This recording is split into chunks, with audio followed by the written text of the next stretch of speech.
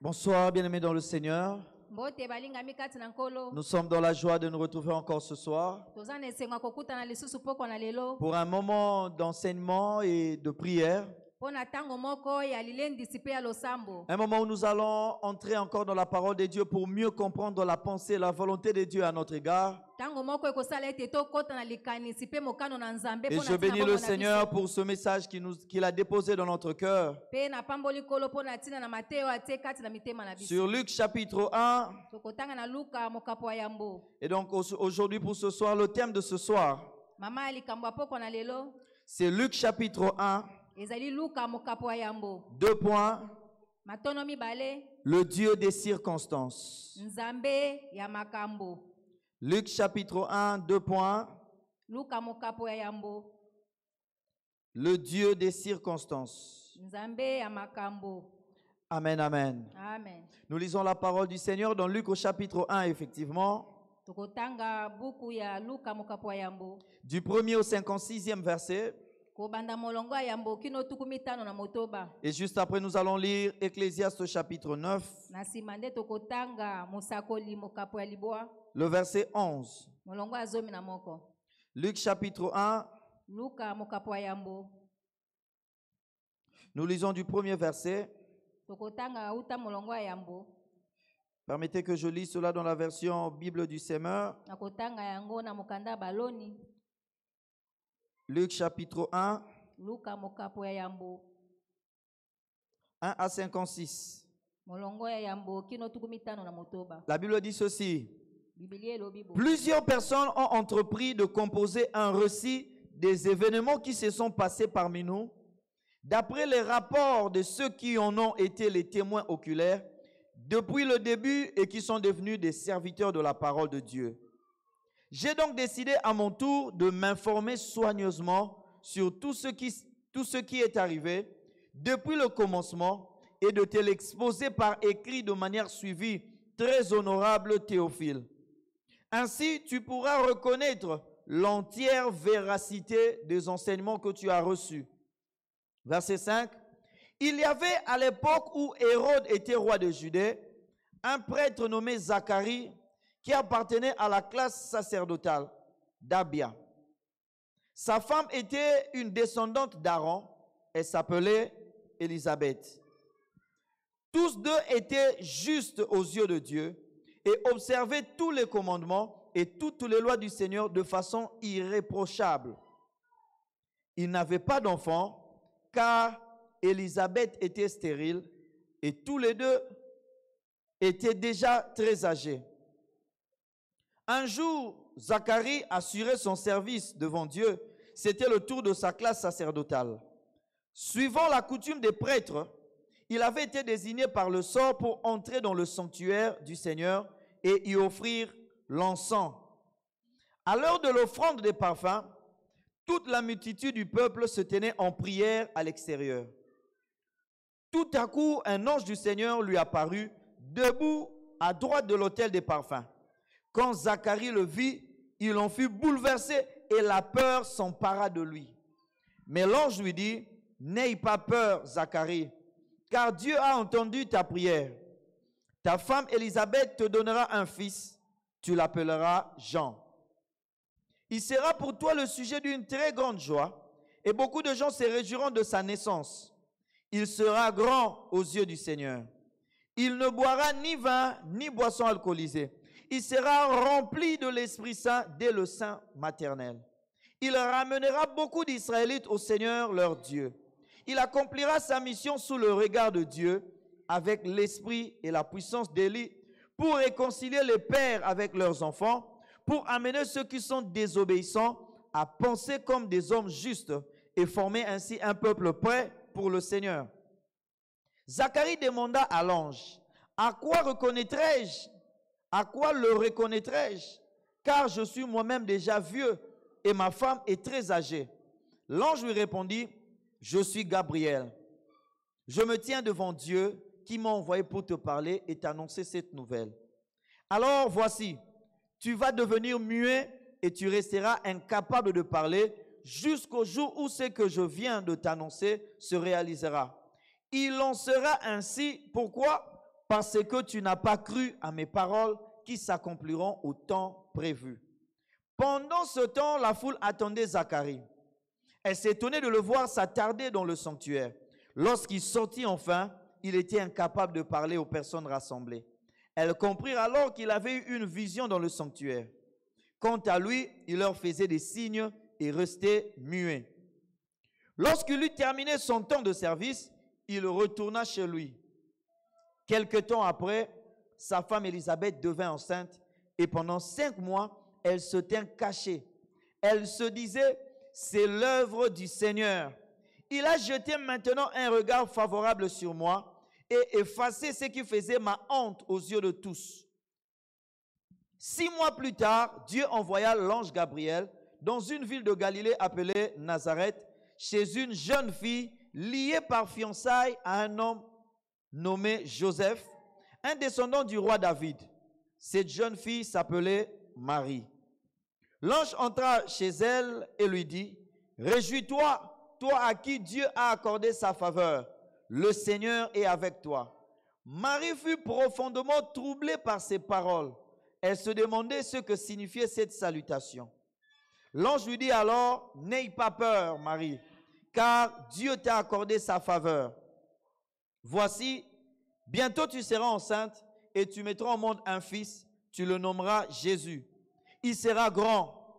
Il sera appelé fils du Très-Haut et le Seigneur Dieu lui donnera le trône de David, son ancêtre.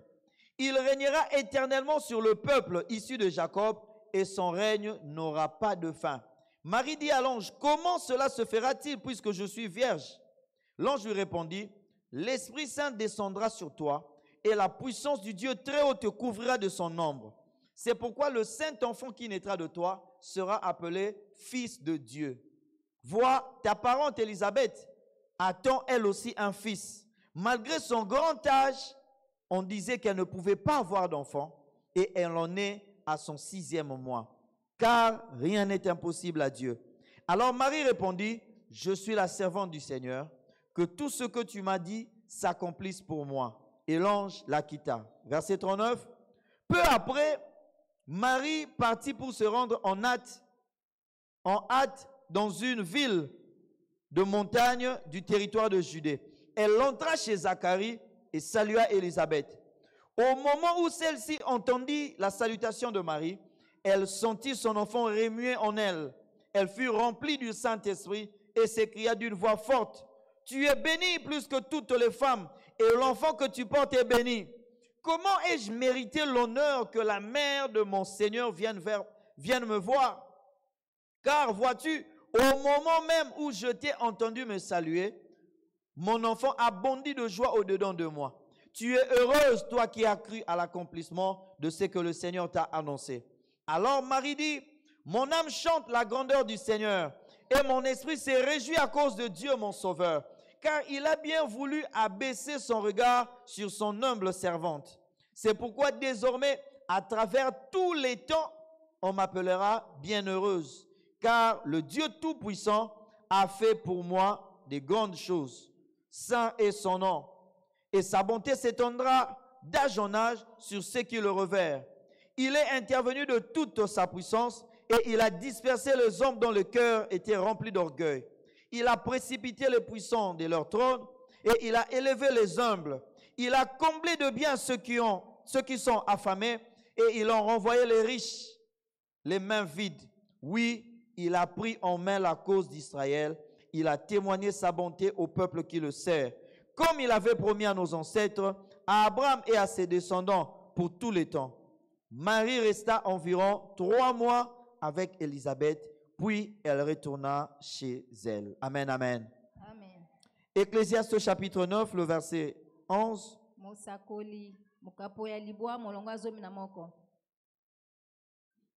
Ecclésiaste chapitre 9.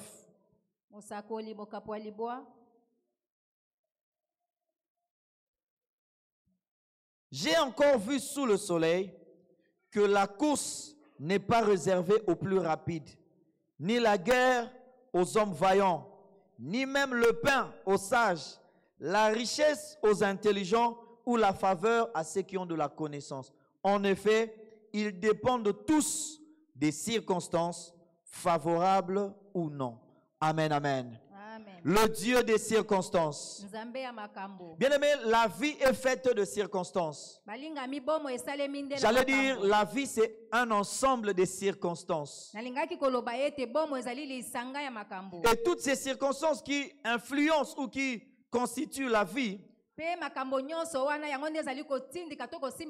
toutes ces circonstances qui entourent la vie peuvent se résumer en 4. Et dans ce passage, on a une idée de quelques circonstances.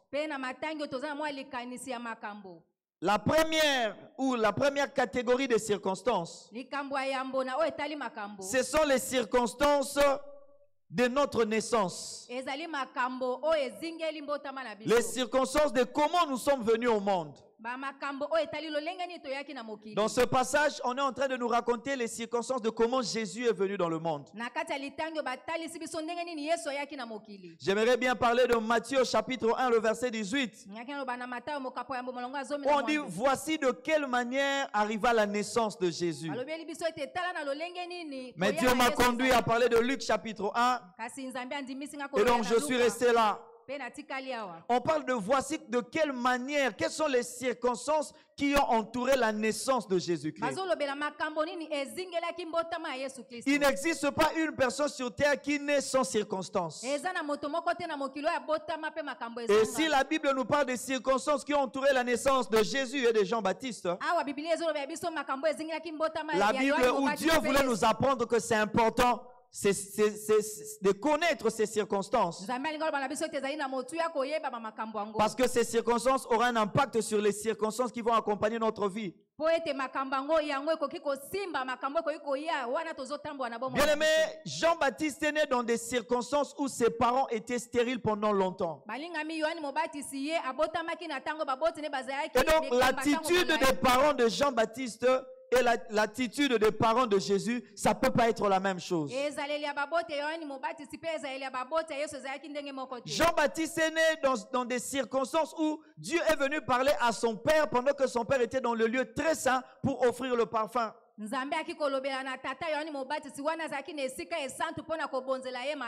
donc les circonstances de la naissance de Jean-Baptiste, c'était les circonstances de service de Dieu. Dans les circonstances où son père était en train de s'acquérir, plutôt d'offrir le parfum ou l'encens à Dieu. Et donc cet enfant, c'était un enfant qui a été prédit, qui a été annoncé bien avant qu'il ne soit né. Et vous allez comprendre avec moi pourquoi est-ce que Zacharie a eu peur.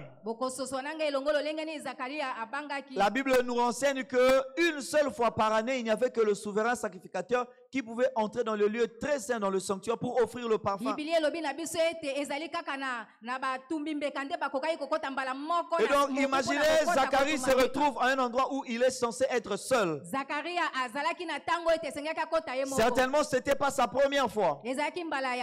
Donc, il était censé être le seul humain à ces lieux-là. Et puis du coup, il voit apparaître un autre être en ce lieu-là.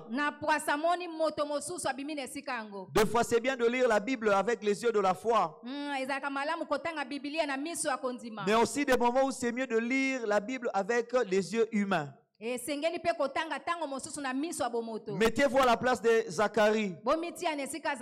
Tu es dans un endroit où tu penses que tu es seul. Tu es seul dans ta chambre en train de t'habiller pendant que la chambre est fermée.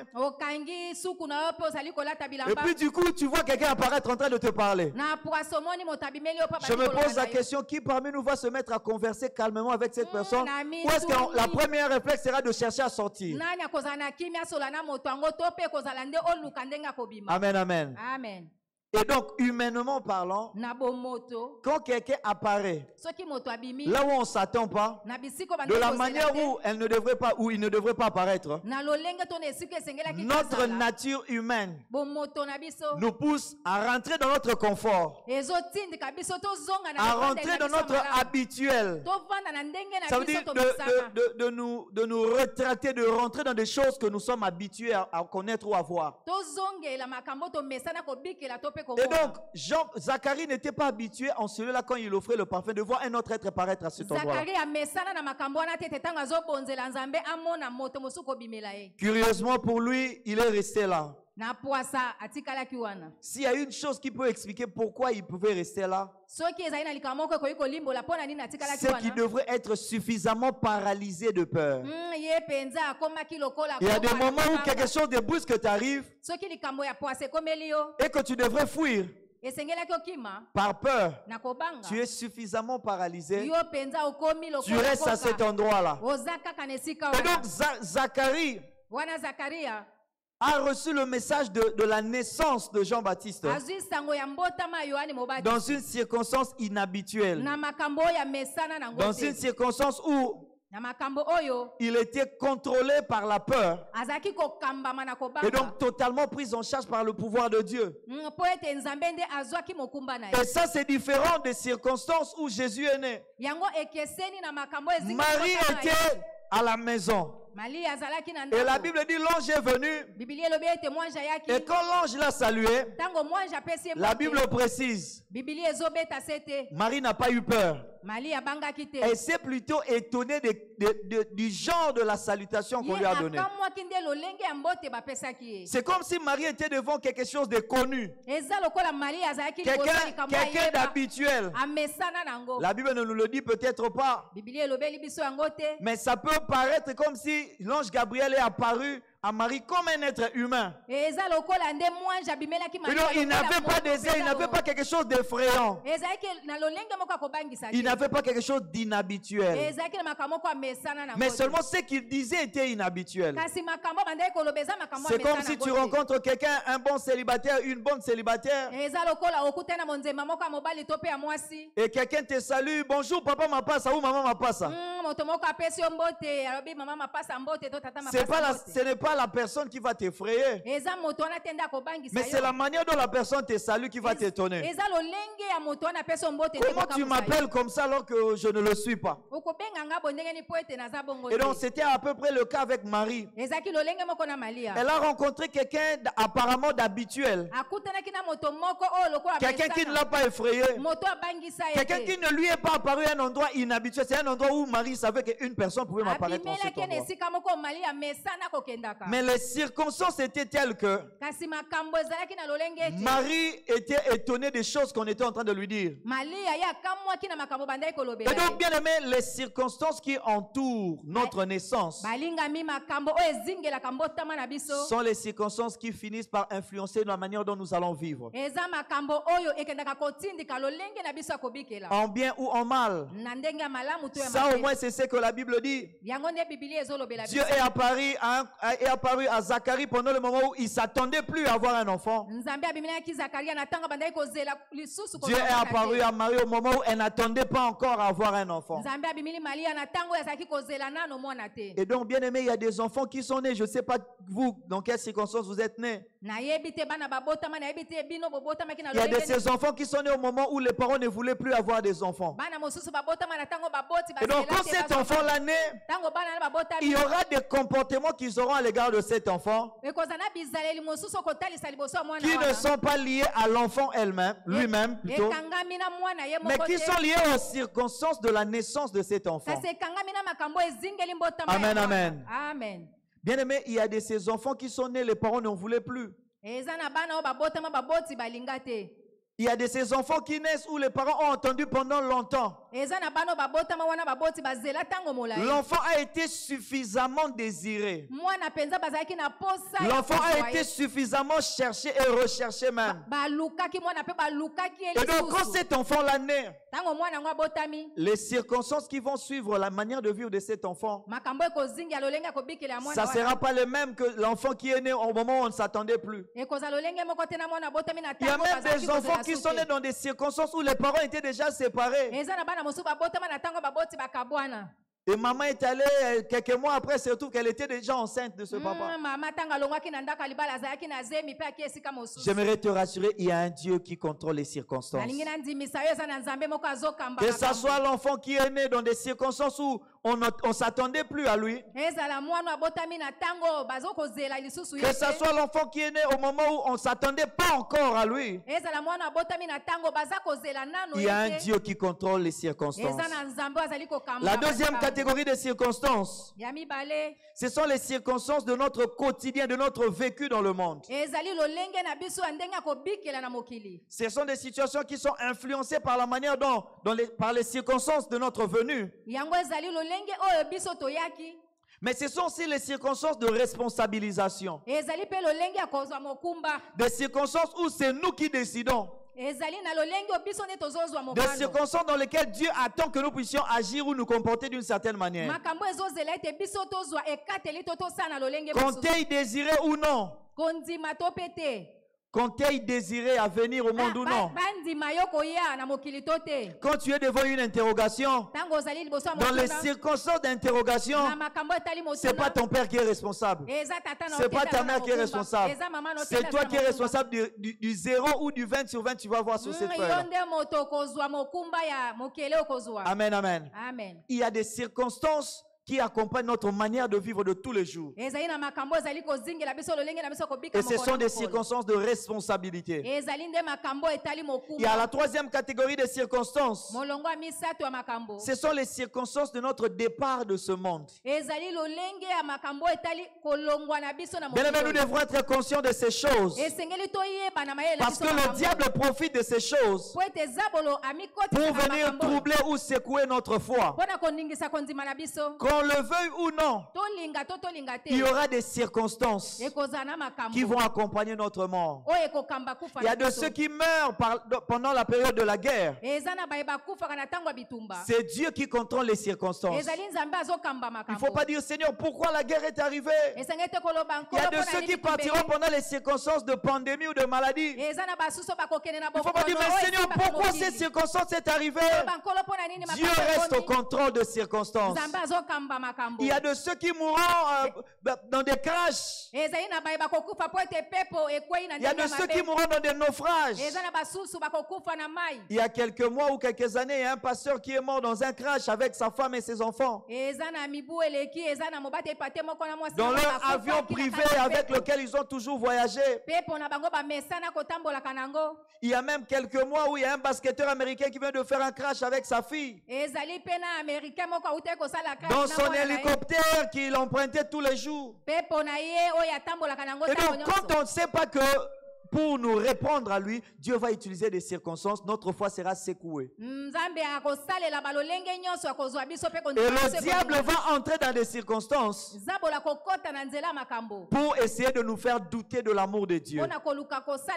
Pour essayer de nous éloigner de Dieu en disant, Seigneur, pourquoi tu as permis telle chose? Il y a un Dieu qui contrôle les circonstances. Que ce soit les circonstances de notre venue sur terre, qu'on n'a pas voulu, dont on n'est pas responsable. Que ce soit les circonstances de notre vécu, de notre manière de vivre quotidiennement, dont nous sommes aussi responsables. Que ce soit les circonstances de notre départ, de notre manière de quitter ce monde. Il y a un Dieu qui contrôle ces choses. La quatrième et la dernière catégorie de circonstances, ce sont les circonstances après notre mort. Quand nous allons partir, nous serons responsables de l'influence que nous allons laisser pour que nos enfants ou les générations après nous puissent avoir un repère ou une façon de vivre les circonstances qui seront les leurs aussi. Et donc, bien aimé, les circonstances sont très importantes. Et elles sont déterminantes pour notre vie. Et si Dieu va nous juger de la vie que nous avions menée sur terre, Dieu va nous juger sur la manière dont nous avons géré, nous avons agi ou réagi dans les circonstances que nous avions sur terre. Nous pouvions voir cela dans Matthieu chapitre 25, dans la parabole des brebis et des boucs, où le Seigneur dit, venez, prenez possession du royaume qui a été préparé pour vous depuis l'éternité. car j'avais faim. J'avais faim. Vous m'avez donné à manger. J'étais malade. Vous êtes venu me voir. J'étais nu. Vous m'avez vêtu.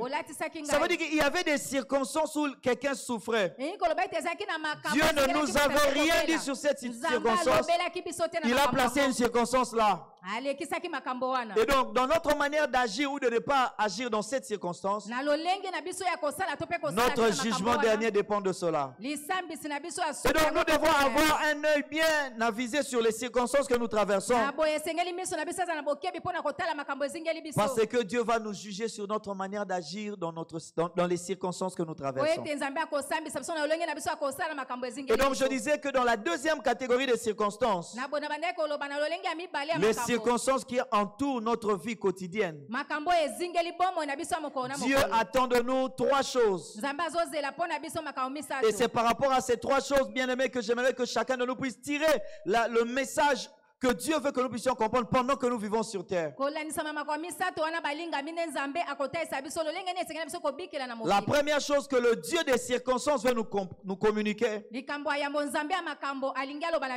veut nous communiquer la connaissance, la compréhension, l'intelligence des circonstances. Ça veut dire que quand une circonstance arrive, nous n'allons pas agir comme tout le monde. Nous aurons une nouvelle manière de regarder les circonstances. Dans la parole de Dieu, bien aimé, dans le passage que nous venions de lire,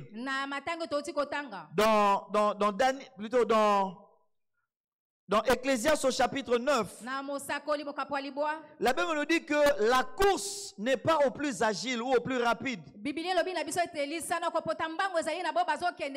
En d'autres termes, la Bible est en train de vouloir nous dire ceux qui gagnent un match de football, ceux qui gagnent une course, ceux qui gagnent dans une compétition, ce ne sont pas d'abord ceux qui sont les plus forts. C'est d'abord ceux qui sont les plus intelligents. C'est ceux qui ont l'intelligence des circonstances. Et pour ceux qui aiment suivre le football, vous pouvez le remarquer. Il y a des matchs où une équipe a plusieurs occasions de but. Mais vous n'allez pas gagner le match parce que vous avez plusieurs circonstances dans lesquelles vous pouvez marquer un but. Celui qui gagne le match, c'est celui qui marque le but. Et donc, vous allez avoir plusieurs opportunités que vous n'arrivez pas à saisir. Et donc, vous n'allez pas gagner. Mais celui qui va gagner, c'est celui qui a eu à saisir cette opportunité-là. Dieu peut te donner autant d'occasions de t'enrichir. Tu ne seras pas riche parce que tu as eu plusieurs occasions de t'enrichir. Tu seras riche parce que tu as saisi l'occasion de t'enrichir. Parce que tu as eu l'intelligence de la circonstance. Parce qu'au moment où la circonstance s'est présentée, tu ne l'as pas regardé comme tout le monde. Et moi, j'ai passé la nuit à prier Dieu pour qu'on se soir, que quelqu'un sorte de ces lieux avec l'intelligence des circonstances. Et si cela est ton désir, que tu le reçoives au nom de Jésus. Combien de personnes ne sont pas passées à côté de leur mariage parce qu'ils n'ont pas compris que le monsieur qui était à côté, c'était l'occasion que Dieu avait mise à leur côté pour leur mariage. Et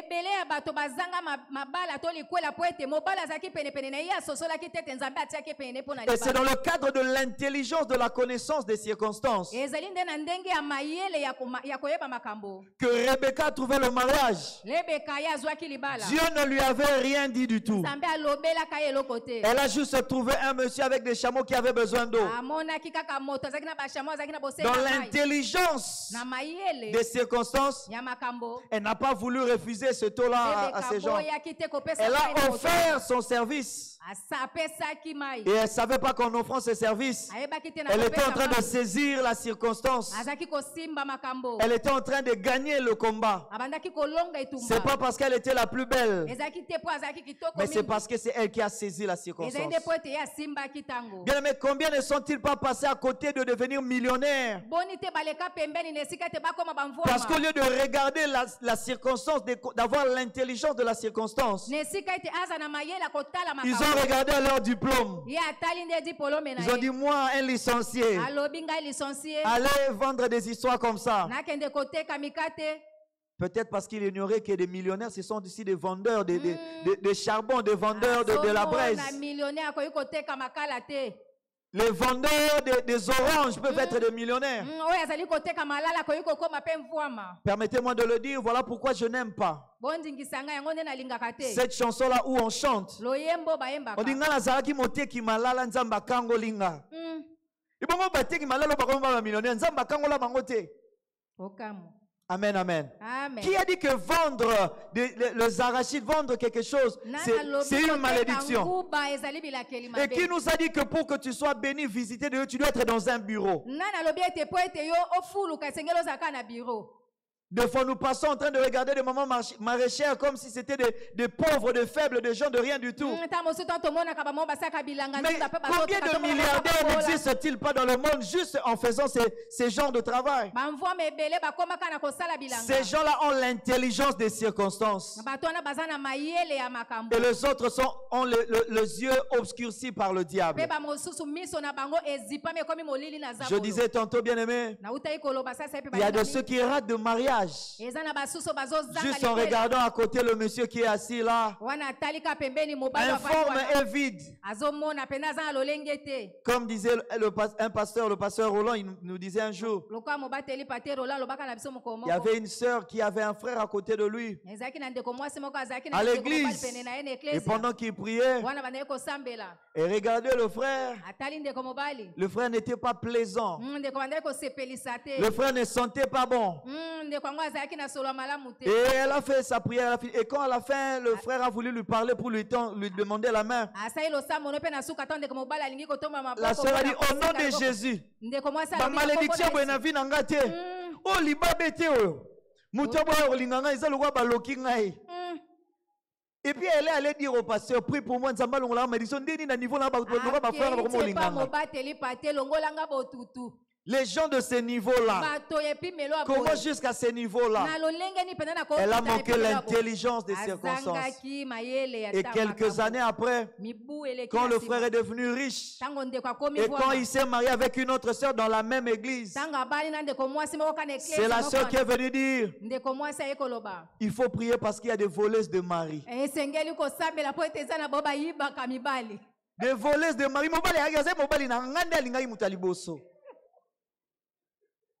Amen, amen. Amen. C'était pas faux. Mais la Bible explicite cela dans Luc chapitre 19. Le verset 44.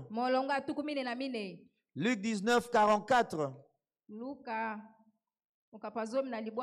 Et c'est Jésus qui parle.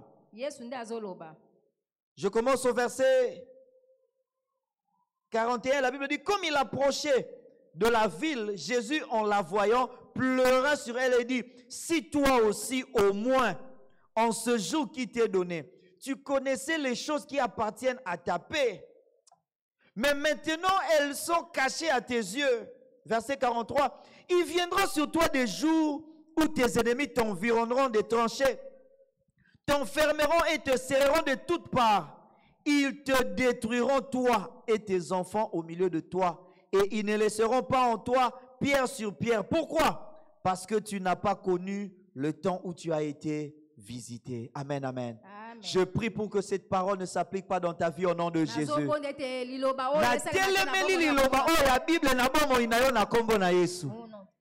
J'allais dire ça autrement. Amen, amen. Amen. Je m'oppose contre cette déclaration de Jésus dans ta vie. Mais malheureusement, Si c'est Jésus qui l'a dit, si c'est Jésus qui le dit, c'est parce qu'il y a toujours des gens qui sont dans cette catégorie-là. Ils ne savent pas le moment où ils sont visités. Et il y aura des malheurs qui vont leur arriver. Et ils iront chanter comme le frère là qui chantait. Namituni nzambe pona nini boy.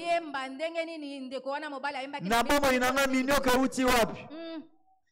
Et ce qui Angelou Gabriel a ya nzambe nga bise, mais est-ce que tinanga na kene ko expliquer, na ko expliquer minyoka uti wapi. Et uti parce que azwaki mbongo ye moko asakani nango. Et uti wapi parce que ola mela bakisi aboyi ko mela bakisi maladie ya makasi.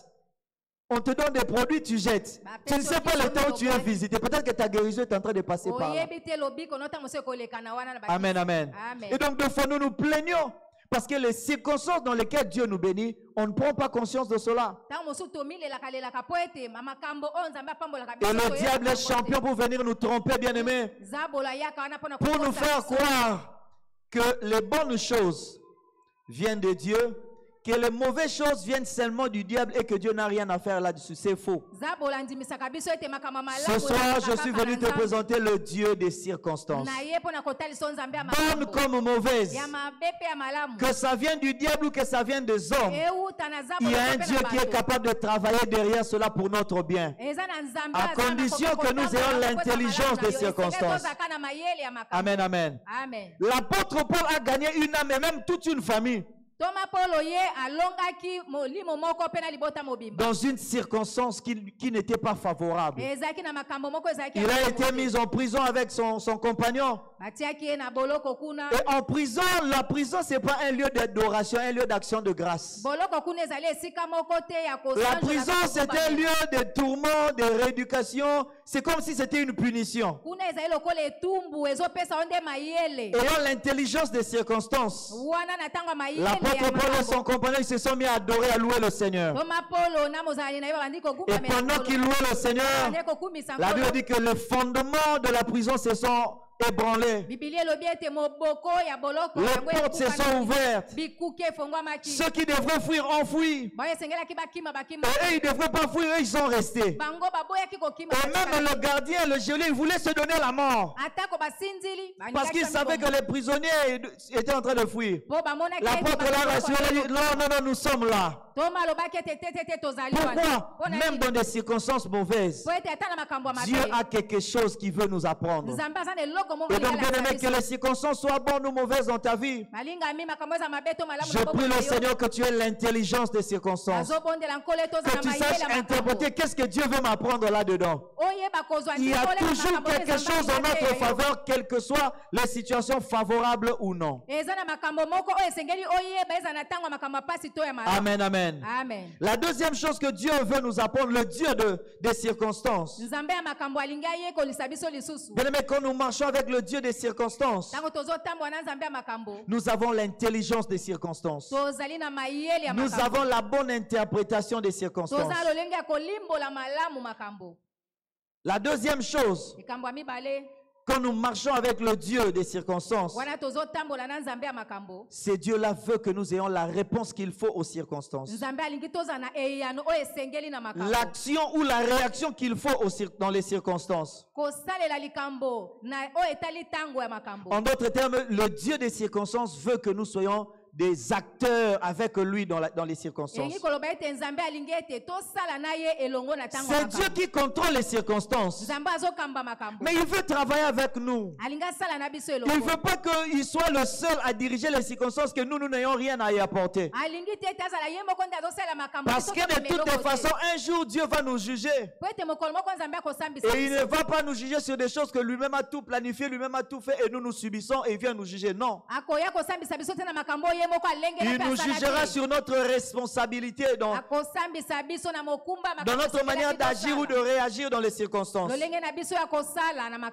donc regardez Zacharie, bien-aimé. L'ange est venu lui dire, tu auras un enfant. En d'autres termes, l'ange est venu lui dire, tu es dans une circonstance fertile.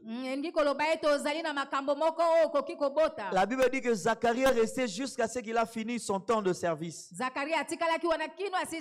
Jusqu'à jusqu'à ce qu'il a fini ses jours de service. Et étant dans cette circonstance-là de fertilité, de bénédiction, de visitation de Dieu,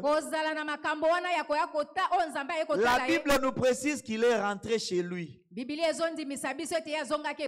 pas rentré chez lui pour continuer l'adoration, la prière. Il est rentré chez lui pour faire ce qu'il a déjà fait, ce qu'il a toujours fait depuis des années et des années. Et ça n'a jamais donné de résultat. Mais en ce moment-là, Zacharie a eu l'intelligence des circonstances. La Bible ne nous l'a pas dit, mais Zacharie a eu à connaître sa femme. Et c'est comme ça que Jean-Baptiste est né. Mais cela est différent de Marie. Comment j'ai venu lui dire? L'ange lui a pas, il s'est pas arrêté à lui dire que tu auras un enfant. À Zacharie, on lui a pas expliqué comment est-ce qu'il aura un enfant. Il a fait sa part d'homme. À Marie, on a explicité que c'est le Saint-Esprit qui va te couvrir. C'est comme ça que tu auras un enfant. Et donc Marie n'a pas commis l'erreur d'être super actrice, d'être super l'hyperactivité, de dire que non, Dieu est venu me dire au travers de son ange que je vais tomber enceinte. Donc Joseph, il faut venir parce qu'on doit avoir un enfant. Non, l'ange lui a dit pour toi, c'est le Saint-Esprit qui va s'en occuper.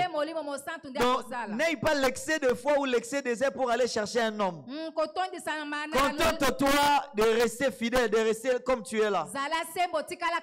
Et c'est comme ça que Marie a agi.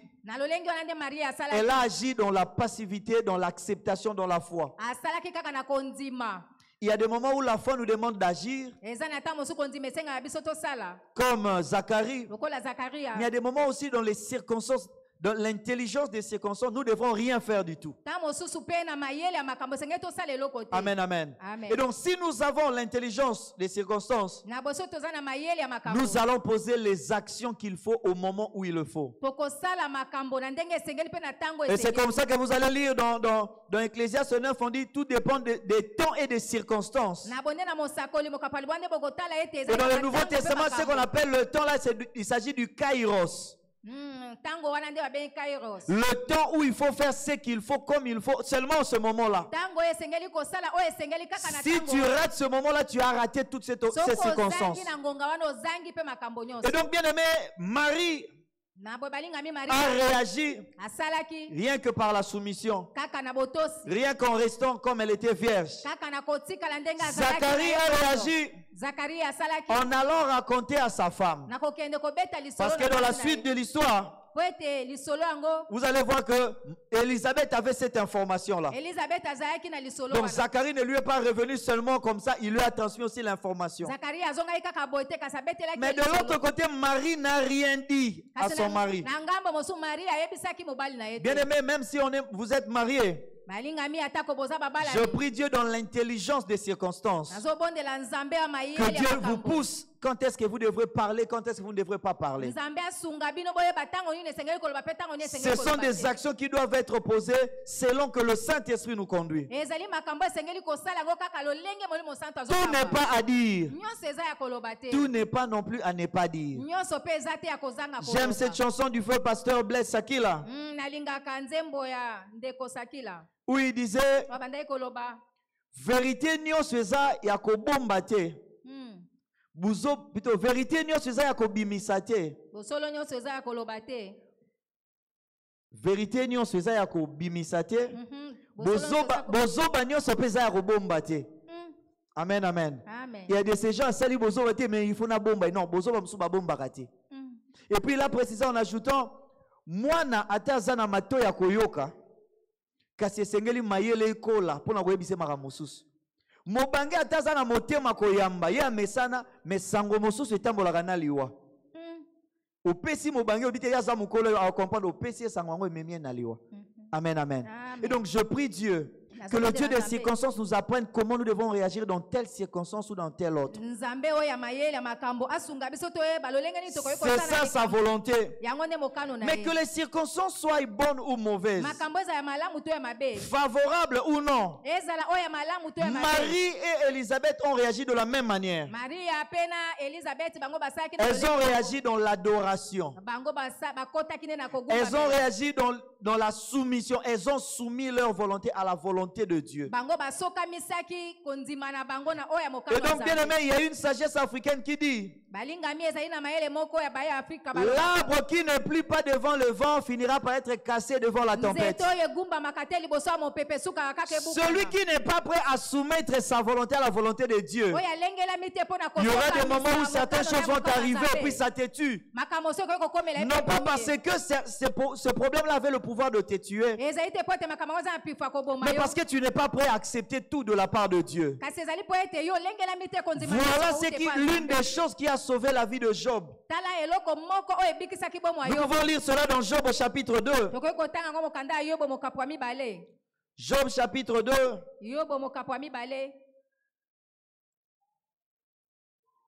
Job chapitre 2, nous lisons le verset à partir du verset 9 et le verset 10. La Bible dit, sa femme lui dit: tu demeures ferme dans ton intégrité, maudit Dieu et meurs. Verset 10. Mais Job répondit: tu parles comme une femme insensée. Quoi? Nous recevons de Dieu le bien, et nous ne recevrions pas aussi le mal. En tout cela, Job ne pécha point par ses lèvres. Amen, amen. Job, c'était quelqu'un qui savait se plier devant la volonté de Dieu. Job savait réagir devant les circonstances. Ça veut dire que les situations soient bonnes ou mauvaises, si nous avons l'intelligence des circonstances, nous devons nous poser la question: qu'est-ce que Dieu veut m'apprendre là-dedans? Bien-aimé, j'aimerais te rassurer que dans ton échec, il n'y a pas que le diable là-dedans. Le diable peut ou ne pas être dans ton échec. Mais s'il y a une chose qui ne va jamais manquer dans ton échec, c'est un message de la part de Dieu. Dieu peut ou ne pas être dans ta réussite, mais s'il y a une chose qui ne va jamais manquer dans ta réussite, il y a un message de Dieu là-dedans. Dieu parle tantôt d'une manière, tantôt d'une autre. C'est pas parce que Dieu t'a donné le mariage qui ne t'a rien passé comme message. En te donnant le mariage, Dieu veut te dire: maintenant tu es responsable d'une famille. Et donc il faut arrêter de sortir avec tes amis comme tu le faisais avant quand tu étais célibataire. Il y a un message que Dieu doit t'apprendre, que maintenant il faut arrêter de dilapider, de finir ton argent comme si tu étais seul. Maintenant là, il faut arrêter de rester pendant des jours sans te laver parce que maintenant vous êtes à deux. Il y a un message que Dieu te donne là-dedans. Au lieu de dire que non, je suis marié, mon ninga bali sepele, et puis ça s'arrête là. Donc, que ça soit dans des bonnes ou dans de mauvaises circonstances, Dieu a un message qu'il veut nous donner là-dedans. Et donc, ayant l'intelligence des circonstances, nous devons toujours tendre vers le fait de louer, d'adorer le Seigneur, de chercher sa face dans cette circonstance-là. Et la Bible va même plus loin dans Jacques au chapitre 5. La Bible dit: quelqu'un est-il dans la joie, mais qui chante des cantiques? Quelqu'un est-il dans la souffrance, qu'il prie? Dans les bonnes ou dans les mauvaises circonstances, il y a une action que nous devons poser. Quelqu'un est-il malade, mais qu'il appelle les anciens qui prient pour lui en l'oignon d'huile. Au lieu de commencer à chercher Bandoki à famille Bazawapi. Où sont les sorciers de la famille? Même dans la famille de Jésus, je suppose que s'il y avait des hommes, c'est qu'il devrait y avoir des hommes mal intentionnés. Et même la Bible nous rassure que même quand il est venu dans sa province, les gens doutaient de lui en disant que mais on connaît ses frères, on connaît ses sœurs, qu'est-ce qu'il veut nous montrer là? Et lui-même a dit, un prophète n'est méprisé que dans sa patrie, dans sa maison, dans sa famille. Mais cela n'a pas empêché à ce que Jésus, dans les bonnes ou dans les mauvaises circonstances, qu'il sache se soumettre devant la volonté de Dieu. L'adoration dont il s'agit ici, que ce soit pour Élisabeth ou pour Marie, il s'agissait de dire à Dieu que cette circonstance arrive en ma faveur ou en ma défaveur. Moi, j'aimerais tirer la leçon qu'il faut. J'aimerais connaître qu'est-ce que tu veux m'apprendre. Bien aimé, on peut bien se réjouir de la grossesse d'Élisabeth. Mais permettez-moi de vous dire que c'était une grossesse à risque. Quand une personne de 3e âge tombe enceinte, les médecins ne vont pas me contredire. Surtout que ce n'est pas l'œuvre de médecins. C'est Dieu qui a voulu qu'à un certain âge, quand une femme âgée de certain âge, permettez-moi de vous dire ainsi, porter une grossesse devient un danger. Ça devient question de vie ou de mort. Et donc, quand Élisabeth est allée se cacher, c'était aussi une façon de dire, je ne sais pas si je veux mourir ou non. La circonstance en question n'était pas qu'une circonstance de joie, mais c'était aussi une circonstance où ils étaient dans un état qu'on appelle dans un état de qui-vive. Qu'est-ce qui peut nous arriver? On ne sait pas. Du jour au lendemain, quelque chose de grave pouvait arriver à Élisabeth. Mais elle s'est mise à adorer le Seigneur. Elle s'est soumise à cela. Elle n'a pas dit, Seigneur, à mon âge, j'ai encore l'âge de commencer à cracher, de commencer à marcher de manière oblique.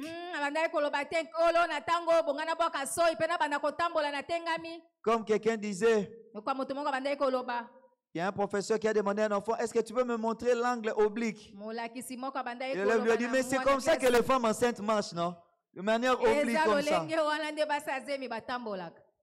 Alors, même si Élisabeth n'avait plus l'âge de marcher en faisant l'angle oblique, de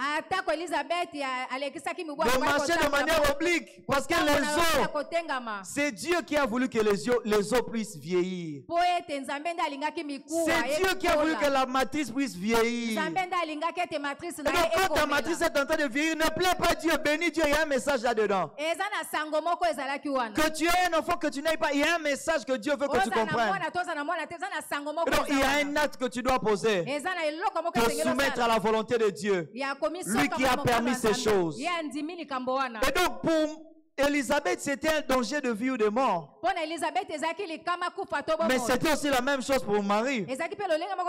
Tomber enceinte sans que le papa soit connu.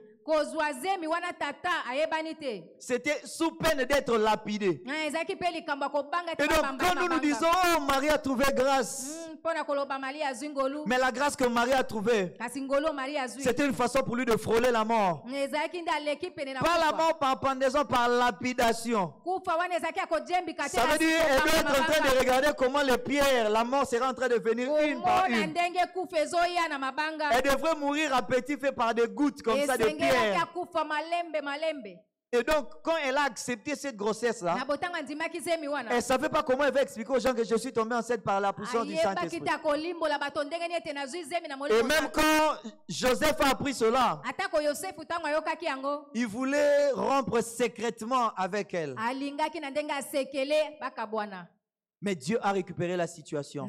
J'aimerais dire à quelqu'un, même si la circonstance que tu traverses paraît absurde, elle paraît dangereuse, mais le Dieu qui a permis que ces circonstances arrivent, si seulement tu poses l'acte de l'adorer, de te soumettre à lui, lui-même il va contrôler la circonstance. Il va emmener cela jusqu'à ton bonheur. Joseph pouvait bien se plaindre de pourquoi ses frères l'ont vendu. Il traversait des circonstances compliquées où il a raté la mort par ses frères. Au lieu de le tuer, ils l'ont jeté dans une citerne. Au lieu de le laisser mourir là-bas, on l'a sorti, on l'a quand même vendu. Au lieu de mourir dans le voyage, il est arrivé chez Potiphar. À peine les choses commençaient à prospérer, et puis, à peine, voilà, on l'envoie en prison. Il pouvait se dire, mais Seigneur, pourquoi cette succession de mauvaises circonstances? Il arrive en prison là-bas, il devient le chef. Il interprète le rêve. Il s'attend à ce qu'on aille parler en bien pour lui. La Bible dit qu'on l'a oublié. Il pouvait encore dire, mais pourquoi les circonstances où je fais du bien, puis on oublie ça comme si je n'ai rien fait? Mais le Dieu des circonstances était là. Il a récupéré la circonstance pour l'amener jusqu'au trône de l'Égypte. Et donc, bien aimé, quelles que soient les circonstances que nous comprenons ou pas, nous avons le devoir d'adorer le Seigneur, de continuer à le servir, de rester sur le droit chemin, en faisant ce que Dieu nous inspire par son Saint-Esprit. Et la troisième et la dernière chose que le Dieu des circonstances vient nous communiquer, l'intelligence des circonstances, les actions qu'il faut dans les circonstances. Il veut que dans chaque circonstance, bien aimé, que nous ayons la pensée de la génération après, que nous ayons la pensée de l'éternité, la pensée de qu'est-ce que nous allons laisser après nous. Quand nous sommes en train de tricher en classe, j'ai aimé l'illustration que le pasteur a donnée une fois aux adolescents. Un jour, on était dans une réunion, dans un échange avec les adolescents. Le pasteur Kawati est venu.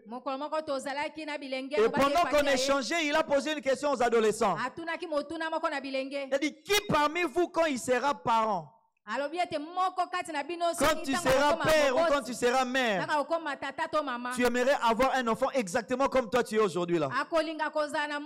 Si tu es là, lève la main. Ils n'ont pas voulu lever la main.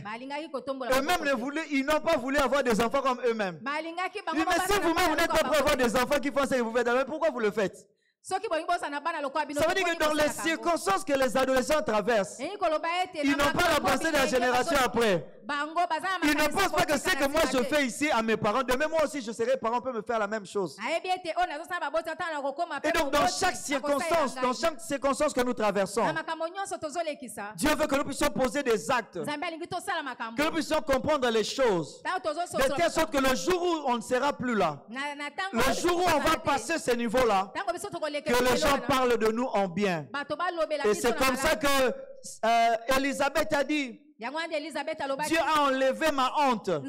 Parce que c'était une honte pour une femme de ne pas avoir un enfant. Mais c'était aussi une honte pour une femme de porter un enfant quand tu es trop âgé.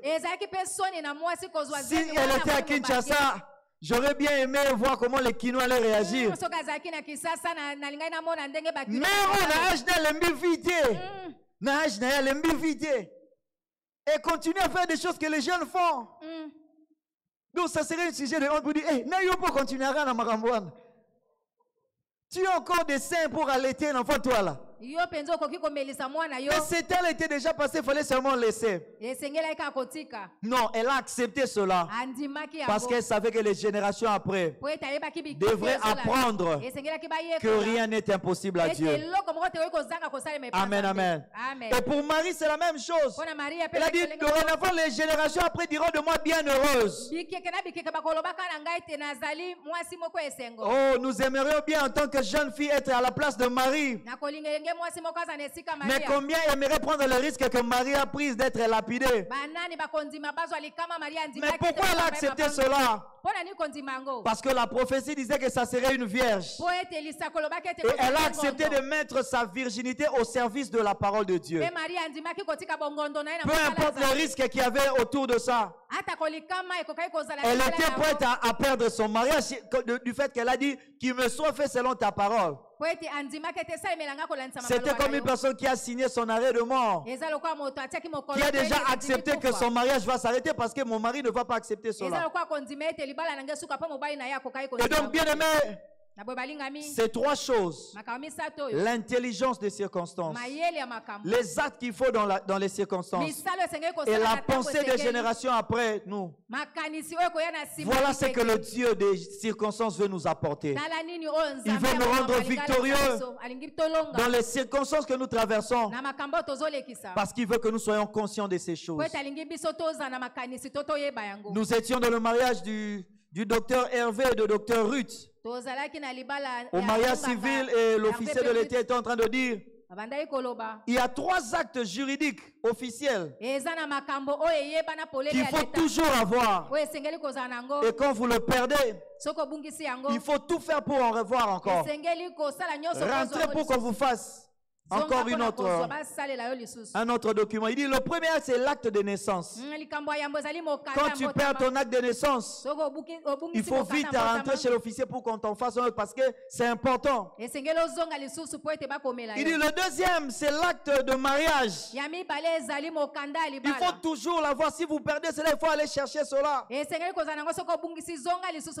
le troisième document, c'est l'attestation de décès. Et j'étais assis à côté de la sœur Irène. Kassengela, je lui ai dit, si je meurs, l'acte de décès disparaît, je vais rentrer, je vais revenir pour refaire une autre. Parce qu'il dit, si tu perds les deux premiers, il faut aller refaire. Alors si tu perds le troisième, mais si tu perds le troisième, tu es déjà mort. Ça veut dire qu'il y a des actes qu'on ne peut poser que quand on est vivant. Il y a des choses qu'on ne peut faire que dans les circonstances qui se présentent à nous maintenant. Et c'est ce qui était arrivé à l'homme riche dans l'histoire avec le pauvre Lazare. Il était déjà mort, il était en train de dire au père Abraham, envoie Lazare pour qu'on aille dire à mes frères de ne pas faire ce que moi j'ai fait. Abraham dit, ces choses-là, ça s'est fait quand toi-même tu es là-bas. Il dit non, si un mort rentré pour leur dire ça, ils vont accepter. L'ange lui a dit, ils ont Moïse et les prophètes, ils ont la parole de Dieu. S'ils ne croient pas la parole de Dieu, même si un mort ressuscite pour leur dire, ils ne vont jamais croire. Et c'est ce qui se passe, bien aimé. Il y a des gens qui meurent, qui reviennent pour nous dire, j'étais allé en enfer. Mais il y a toujours des gens qui ne croient pas. Pourquoi? Parce que c'est aujourd'hui le jour du salut. C'est aujourd'hui dans les circonstances où on entend la parole de Dieu qu'il faut se saisir de cette parole, qu'il faut soumettre à Dieu notre vie et accepter que les circonstances soient bonnes ou mauvaises. Dieu fera avec nous comme dans Romains 8, 28 où il dit nous savons du reste que toutes choses travaillent au bien de ceux qui aiment Dieu. Que ce soit des bonnes ou des mauvaises, Dieu veut te faire du bien là-dedans. Et je prie le Seigneur pour que le Dieu des circonstances soit ton Dieu aujourd'hui et pour le reste de tes jours sur terre. Au nom de Jésus. Amen. Nous nous inclinons en prière, bien-aimés. Il y a des circonstances qui ne te plaisent pas. Il y a des circonstances qui te rendent ridicule. Adore le Seigneur. Dis comme Job. Pour ne pas pécher, pour ne pas donner accès au diable. La Bible dit nous devons nous soumettre à Dieu. Même si cette circonstance vient du diable, nous pouvons dire comme Joseph, vous avez pensé me faire du mal, mais parce que le Dieu des circonstances est avec moi, il va changer ce mal-là en bien. Mais si on refuse d'accepter des choses, nous risquons de douter de l'amour de Dieu. Nous risquons de dire, Dieu, tu ne m'aimes pas, pourquoi tu me laisses dans le chômage? Pourquoi tu laisses cette maladie dominer sur moi? Nous allons adorer le Seigneur. Dis-lui merci. Parce qu'il y a des circonstances que nous ne contrôlons pas. Quand nous ne serons plus là, comment seront nos enfants? Nous ne savons pas. Avant que nous venions, comment était l'amour de mon père et de ma mère, nous ne savons pas. Mais un Dieu qui contrôle les circonstances. Du passé, du présent, du futur. Et ce Dieu-là veut communier avec nous. Il veut coopérer avec nous. Il veut travailler avec nous. Que nous puissions rechercher sa volonté. Afin que le diable ne trouve pas d'accès dans notre foi. Que notre confiance en Dieu reste intacte. Dieu peut nous apprendre, peut nous perfectionner dans la souffrance. Comme il a fait avec Jésus. Dieu peut nous perfectionner par les richesses.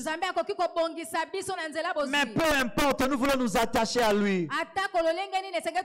Marcher comme il veut. Prions le Seigneur. Dis-lui, j'aimerais que le Dieu des circonstances, que tu sois mon Dieu. Donne-moi l'intelligence des circonstances. Donne-moi de poser des actes qu'il faut. De me taire quand il faut. De parler quand il le faut. D'agir quand il le faut. Donne-moi, éternel Dieu, de penser toujours après moi.